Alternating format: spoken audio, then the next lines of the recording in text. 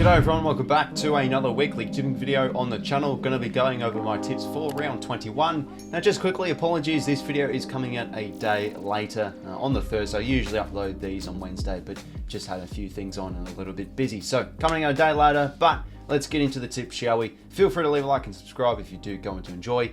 And as always, let's start off with how I went last week. Okay, so my tips from round 20 wasn't the greatest week for myself. We had a good round at 19, but round 20 was no good, 4 out of 9.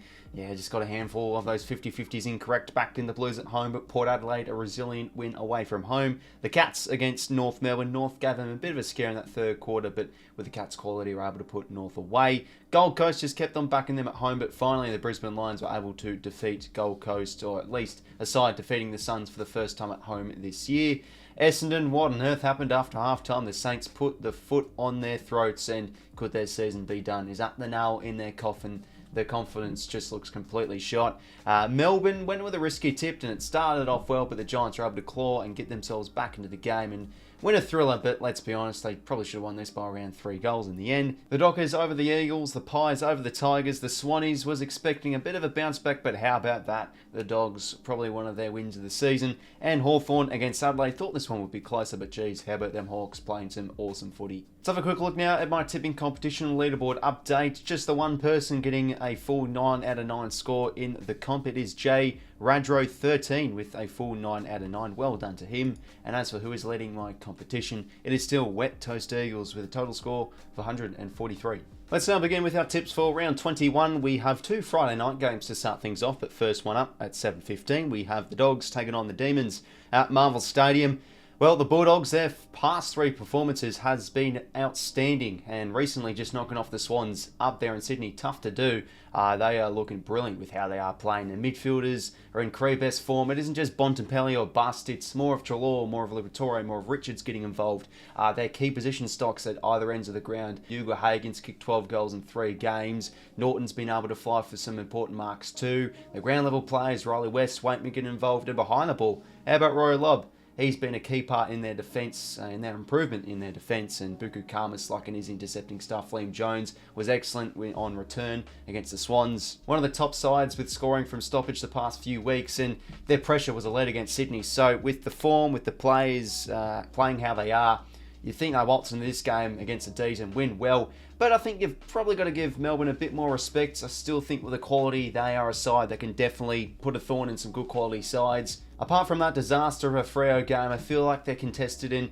Also, their turnover game has been on the up, so if they can really bring those strengths to the fore, well, don't mind them here against the Dogs. Winning that ground level game is going to be critical importance should the D's get up. The Dogs smashed the Swans in that area last week, so it's about Viney and Oliver to just keep on digging in there, win plenty of contested ball. Not allow their tools behind the ball to intercept mark. They need more of Max Gawn with his marking ability forward of the ball. So the D's have played in some close games the last few weeks against some good quality sides, so I can definitely see them make this one close, but can I trust them? Probably not. The Dogs in sensational form, love how they are playing. It's hard to go against them. So I'll go the Dogs here, and they should, yeah. I think this one will be back and forth a little bit, but I just think with the Dogs' quality, they'll run away with this one and win by 18 points. And then roughly an hour later, we do have the Eagles taking on the Suns at Optus Stadium. I'm assuming this is a Friday night game because possibly every team deserves to host at least one Friday night game. Don't think the Eagles have done that yet this season, so it does make sense. But as for the Eagles, they are yet to pick up a win in quite some time and yet to pick up a win under the new interim coach. Does it come here against the Suns? Gold Coast yet to win away from home. We just keep on backing them in away from home against some very winnable teams and winnable matchups, but they just keep on falling short. Just the gap between their best and worst, as we said in the Power Rankings video, is quite a big one. They look mentally fragile at times. They don't look as tough around the ball as they are when they play at home. Just a lot of inconsistencies in their game. Their inability to convert with a lot of inside 50s has let them down, like against the Giants, for example, not so long ago. West Coast should get back in Jeremy McGovern, and 𝐿𝐴𝐺𝐿𝐴 I thought had a pretty good return too. So they do have the advantage being at home, and they have shocked a few teams at this venue this season. So if they can really play some spirited footy and get their pressure game going, and they've been pretty good in the clearances when they've been up and about the Eagles, don't mind them here, but I think given the position that Gold Coast are in now, the pressure valve is a little bit off where it was a little bit higher a few weeks ago with some winnable games like against North. I feel like whilst the stocks are down, Gold Coast should respond here. They'll be angry. They'll be fired up thinking, we've got to be bouncing back here. They have their quality side. They should be winning in Perth here against the Eagles. And picking up an important win to keep, I'm pretty sure, their season alive. So got to be going the Suns here. They'll knock off the Eagles with their talent and win this one by 20 points. For the Saturday games now, first one up, we do have North Melbourne taking on the Tigers at Marvel Stadium. The old wooden spoon cup, this one is. The winner of this one will probably not get pick one. The Kangas probably and deservedly are the favourites for this one. They've been a bit more competitive than the Tigers and have looked much more closer in comparison to Richmond to actually winning a game of footy. The Tigers, though, apart from their disaster show against the Pies, they did push Port Adelaide for 3 quarters, and I thought their contested game was pretty impressive against the Giants. They'll get back in 𝐼𝐵𝐿𝐼𝐿𝐼𝐿𝐼 from concussion. A key part this year, I think he's been one of Richmond's best players with his ability to win plenty of hit-outs and get plenty of clearance. The Tigers, though, they have a pretty awful record at Marvel, yet to win there in, I think, around 3 years, but most of that is because of the 𝐼𝐵𝐿𝐼𝐿𝐼𝐿𝐼 factor. He's not at the club anymore, so if the Tigers are able to really up the ante with their contested game, I don't mind them here, but geez, when watching them sometimes, their connection issues going forward makes you pull your hair out, and defensively they've been pretty exposed, I think the past few weeks especially. Surely they play Noel Bolter in defence. One watch them, I just think he's better as a defender.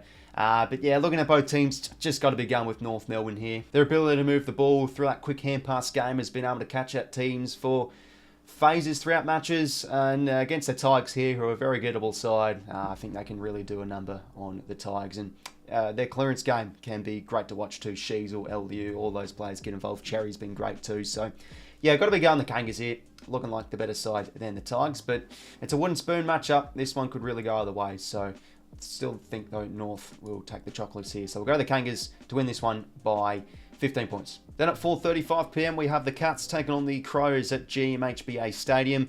Geelong currently sitting in 6th place. In their past 5 games they have picked up 4 wins, so they are heading in the right direction if they want to play finals footy. I think at home, always a tough side to beat. Don't think the Crows have beaten the Cats down at 𝐺MHBA for quite some time too, so Geelong have a pretty good record over Adelaide at home. The Crows will definitely be disappointed with their loss to the Hawks. What on earth happened after half-time? Just got blown out of the water. Their intensity just went out of the window. They did miss their skipper of Dawson, so he does come back at least this week from concussion. But they've got to be playing better than that. I think before that match, they were looking better with their contested game, their ability to move the ball from the back half. So got to really bring back those strengths against the Cats here. I could definitely see, well, with Adelaide pushing the Cats here and maybe picking up an upset win, but probably not brave enough and just aren't really convinced to be tipping Adelaide here with how they've been going. So they'll push, I reckon, the Cats, the Crows, but just think Geelong at home, too much of the classier side. Tom Stewart behind the ball has been excellent too, so he's been orchestrating the play. Yeah, got to be going the Cats here at home, so yeah, they might start well, the Crows, but I think the Cats class to push away and win this one by 25 points. Then for Saturday night, we've got some cracking games here. First one up, we do have the classic rivalry, Collingwood taking on the Blues at the MCG. What a special game this one is going to be. Pendlebury's 400th game, and what a footballer he's been, eh? Yeah, just the perfect, just the most ideal, I guess, stereotypical AFL play. Just professionalism, footy smarts, a role model, especially when growing up too. So well done to him.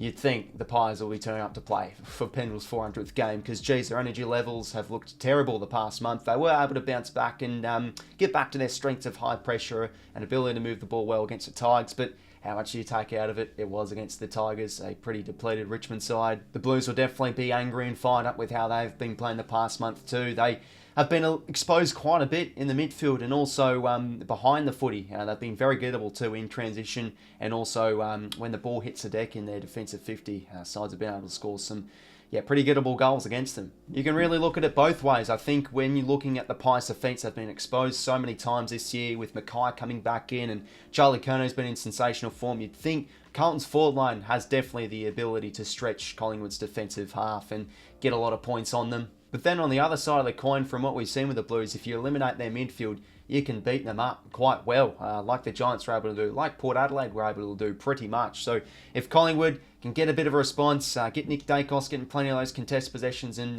get a bit of a resurgence through the middle, don't mind the Pies here. And I just think with Pendle's 400, they've got to be playing well and got to be getting their spirits up. When their energy levels and pressure and intensity is at a sky-high level, the Pies are a hard side to beat. So I feel like my gut is telling me the Pies win this game, but it's tricky. I just think the Blues, where they are at, top 4, this is a must-win game. So I think this one will be close, but I'm going to be swaying my tip towards the Blues. Just looking at that forward line, I think it has the chance to really stretch Collingwood's defence. So yeah, I'll go the Blues with this one.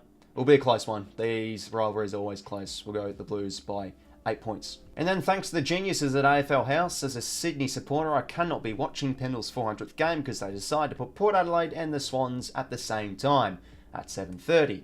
Absolute geniuses. Anyways, Port and Sydney, this is always one I laugh at. If you are a regular viewer of my channel, you'll know that I joke about this matchup so many times. The reason being because the Swans have yet to beat Port Adelaide in 8 years.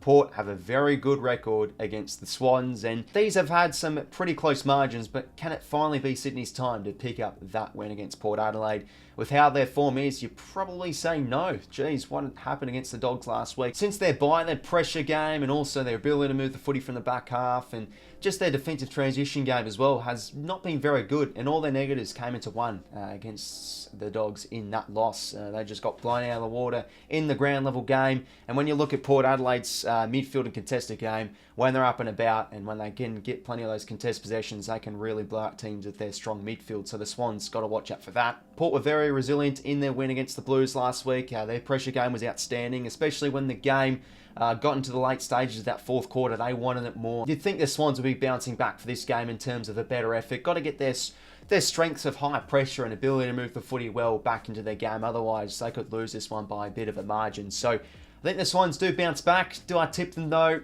Even if they were playing absolutely perfect footy, I still don't know if I'd tip them just because of the great record they have, Port Adelaide against the Swans. So because of that, I think Port do the number on them here. So I think this one will be pretty close, but I just like Port Adelaide's midfield. They've got a great record over the Swans, and with that form Sydney's in, I think they're a bit gettable, especially at the ground level games. So Port win this one by 11 points. For the Sunday games now, first one up, we do have the Giants taking on the Hawks at Manuka Oval. This one's pretty interesting. At the time of recording this, the Giants are actually 74% tipped, but if you're looking at both sides, I think Hawthorn are playing the much more attractive brand, especially when we're talking about it from a finals footy sense of view. Their contested game, their ground level game, their ability to move it with pace. Just such an exciting team to watch, the Hawks. And as I said in the Power Rankings video, because they're a side such on high morale, I don't think it matters who they are playing, where they are playing. They're just going to waltz into town anywhere across Australia and really beat up on some opposition sides. So I like them here against the Giants off the bat, but got to be given respect to the Giants a little bit more. Sitting in 5th place, they are 4 wins. They've got 4 wins in a row, and I'm just loving their potency up forward. They're getting so many contributors for the ball. Their pressure game's been elite the last few weeks, and they've really upped their points from their defensive half, thanks to the likes of 𝘬ci 𝐼𝐿𝐴 and also plenty of drive from their half back. They got in Sam Taylor last week too, which will improve with match fitness coming back into the team. With that potent forward line, it's a chance to really stretch Hawthorn's elite defence. I think they're rated number 1 in the competition. The Hawks' defence the last 6 weeks, so Jesse Hogan's been in insane form. Can he take those important contested marks? Toby Green's been snagging goals as of late too, so just with the Giants forward line, I do like them as a tip here, but do I go him? Look, I feel like I could, but geez, the Hawks are playing some good footy, and yeah, they did lose against the Cats not so long ago, but just with their brand that they're playing with, similar to Collingwood from last year, just their intensity and their energy levels, everybody's contributing. I think the Hawks win this game. It's just hard for me to go against them. I've been backing them in the last few weeks, so we'll continue to go on the Hawks bandwagon here. Going to tip him, and this one will be one that goes back and forth, but the Hawks to win this one by 10 points. Now at 3:20 PM, we do have Essendon taking on the Dockers at the MCG. Now, is this a danger game for the Dockers? Perhaps, because we've seen in the past when Essendon have been slated in the press a little bit, they've been able to bounce back and play much better footy. This one reminds me of when the Swans played the Dons 2 years ago at the MCG. Essendon were in horrific form, the Swans were playing well, and the Dons were able to bounce back and pick up a huge upset win. So could this potentially be on the cards? Who knows? They just need a response, Essendon. Their intensity and their, I think their contested game after halftime was some of the worst I've seen the Dons play all year. And I feel like all the negatives did come into one a little bit because their midfield and their clearance game has been a bit of a letdown, probably since the bye for the past few months now. So definitely be expecting a bit of a bounce back. They were shocking, but got to be given some respect for the Dockers sitting in 3rd place. They've been excellent the past few weeks. their young core has just been excellent. Looking at that midfield, Brayshaw, he's getting back into some 2022 form with his two-way running. Just love his work ethic too. Caleb Strong's been great in and under Hayden Young with his kicking skills. Josh Draper got the Rising Star nominee last week. Well done to him. I think he's been a great addition to Freo's defence. And on that big ground in the MCG, if the Dockers are able to control the footy well, as they're very good at doing so, I think that ball movement's been exciting. That quick hand pass game through the corridor, going down the spine, and should the Dockers get on top here and play some good footy, I can definitely see them putting a number on Essendon in the midfield with the clearance game. So I do want to be aware that I feel like the Dons could definitely pick up the upset tip here, or at least bounce back and play a much better brand, but I don't think I'm brave enough to tip him here. I'm just liking the Dockers in some good form. They've won 4 out of their past 5. It's hard to go against them, and they've been pretty good into state AFL this year. And yeah, you've got to win at this ground should you play in the grand final. So gonna go the Dockers here. I think they'll beat up on Essendon. They might make it close to the Dons for the first half, but the Dockers to run away with it and win by 22 points. And for the final game of the round, we do have 𝐼𝐶 𝐞𝐿𝐪 taking on the Brisbane Lions at Marvel Stadium.